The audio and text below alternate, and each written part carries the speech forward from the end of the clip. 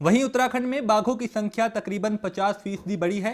मंगलवार को जारी हुई status of tiger in India 2014 report से ये बात साफ हो गई है कि भारत में बाघ सुरक्षित हैं। उत्तराखंड बाघों की बढ़ती संख्या के मामले में 2010 के मुकाबले नंबर 3 से नंबर 2 पर आ गया है। लेकिन इसके साथ ही एक बहुत बड़ी जिम्मेदारी राज्य सरकार और वन महकमे के कंधों पर आ खड़ी हुई है। ये जिम्मेदारी बाघों के संरक्षण को लेकर है। Corbett tiger reserve Ramnagar division और तराई वन विभाग के अधिकारियों ने प्रेस वार्ता की, जहां बाघों की बढ़ती संख्या पर खुशी जाहिर की, तो वहीं बाघों के संरक्षण को बड़ी चुनौती भी माना है। इसके अलावा कॉर्बेट टाइगर रिजर्व के निदेशक समीर सिन्हा का कहना है कि भारत सरकार ने देश के सभी टाइगर रिजर्व से कॉर्बेट टाइगर रिजर्व को बेहतर प्रबंध के लिए ए ग्रेड श्रेणी में रखा गया है और भारत सरकार और भारतीय वन प्रबंधन संस्थान द्वारा की गई टाइगर रिजर्वों के आर्थिक मूल्यांकन की रिपोर्ट भी जारी की गई है, जिसमें देश के 6 टाइगर रिजर्व से प्राप्त होने वाली प्रत्यक्ष अप्रत्यक्ष लाभों का आंकलन किया गया है। अभी 20 तारीख को भारत सरकार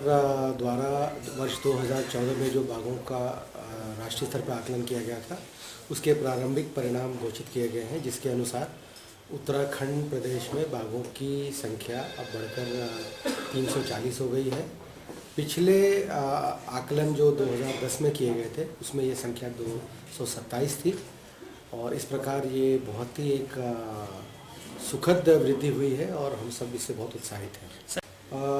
बाघों की इतनी बड़ी तादाद हमारे राज्य में होना, जहां हमारे लिए गर्व की बात है, वहीं हमारे लिए चुनौतियां भी है।